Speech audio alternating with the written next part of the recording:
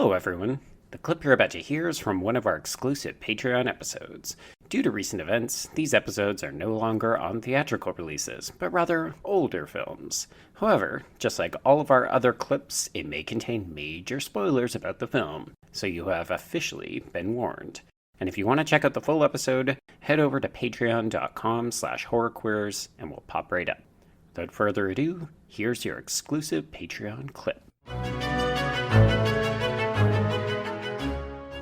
If we remake this, we're getting CGI spiders. And on that note, I know before I get to your plot, I do just want to expand upon your statement about the real spiders.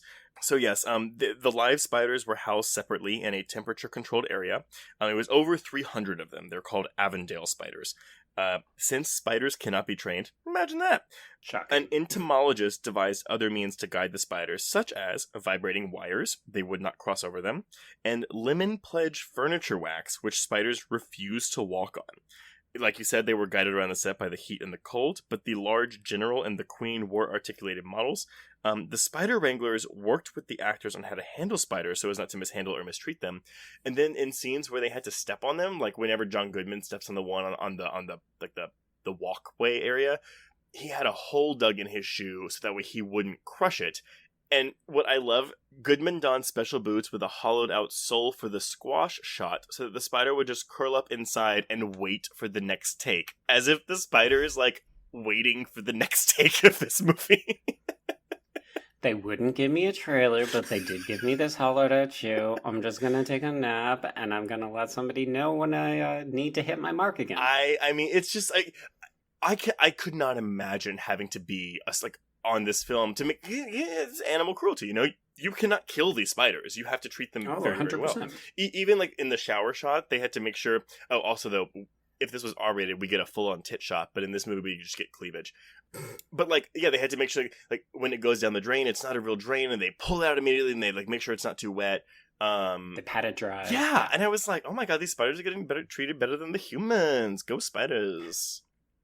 Pete is there. They're like, yeah, make sure that they've got everything that they need. Give them pink M&Ms. Give them colored toilet paper. Give these spiders what they want. I'm just imagining the giant spider, like in a chair, like in a director's chair, like with his legs all sprayed out. Like, all right, give me my spider coffee. Smoking a cigarette, maybe a cigar. And I'm sorry, last one. The giant spider used in the film that when it wasn't animatronic, it was a species of bird-eating tarantula, which can attain a leg span of 8 inches or more.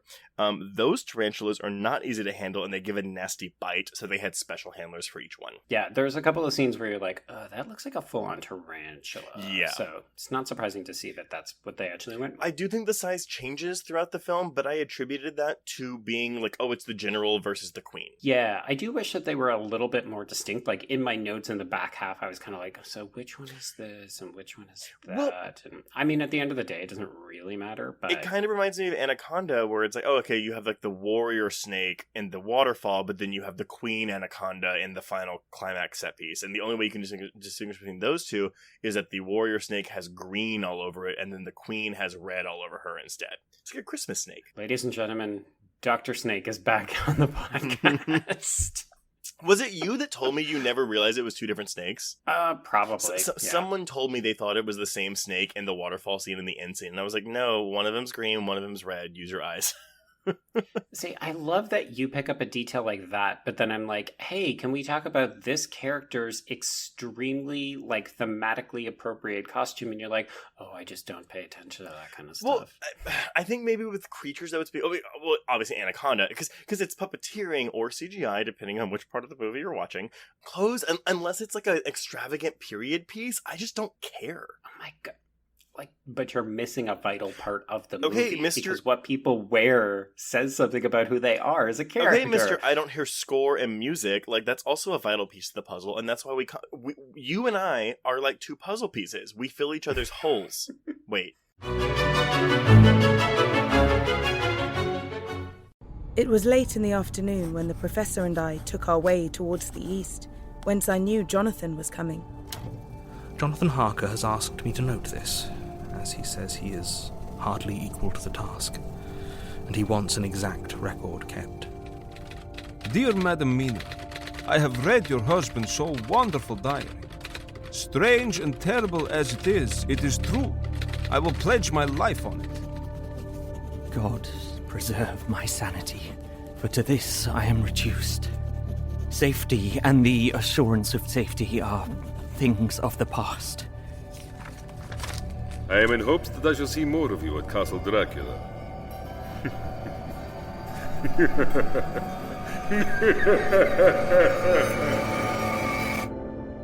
Listen to Regarding Dracula wherever you listen to podcasts, or find us online at bloody.fm.